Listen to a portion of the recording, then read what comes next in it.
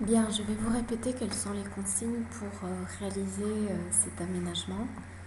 Vous aurez a priori 2 séances uniquement en classe et puis il faudra terminer chez vous. Donc l'idée c'est que chacun d'entre vous, vous pouvez le faire encore une fois individuellement ou en groupe.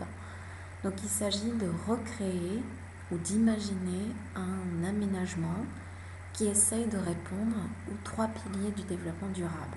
Donc on s'en souvient, il s'agit donc du pilier social qui est très important, du pilier économique, puisqu'il faut que ce soit un aménagement aussi qui génère des richesses, que ce soit pour le pays, pour la région, pour les personnes concernées autour.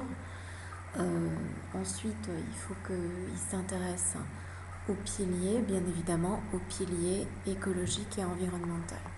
Donc ces 3 piliers de développement durable sont essentiels pour réaliser cet aménagement. Alors, l'idée est donc de vous baser sur les travaux que vous avez faits sur Multiplaza, La Gran Vía et Paso del Carmen. Vous avez constaté que ces aménagements ont des caractéristiques particulières et qu'ils répondent à certains besoins. Cependant, nous avons vu aussi que ces aménagements avaient des limites. Il y en avait d'ailleurs beaucoup. Des critiques qui ont été faites, par exemple, que certains n'étaient consacrés qu'à la consommation, que certains ne respectaient pas le pilier environnemental, qu'il n'y avait pas beaucoup de mixité. Donc l'idée, c'est d'essayer de trouver un aménagement qui répond non seulement à ces 3 piliers, mais essaye aussi d'être bénéfique pour différentes catégories de personnes.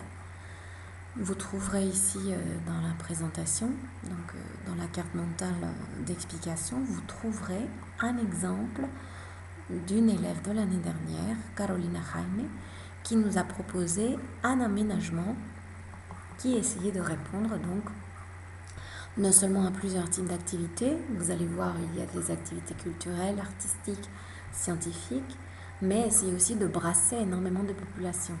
En plus, elle avait réfléchi à la question du transport, à la question du financement et à la question de l'impact environnemental que cet aménagement pouvait créer. Au fur et à mesure, je vais essayer de vous trouver d'autres exemples pour vous en inspirer. L'idée, c'est d'imaginer donc un espace ou de retravailler ou de refaire un espace qui pourrait donc être bénéfique à tous au Salvador, bien évidemment. Voilà. Donc, je vous laisse, je vous fais confiance puisque vous avez énormément d'imagination. Bon travail, concentrez-vous.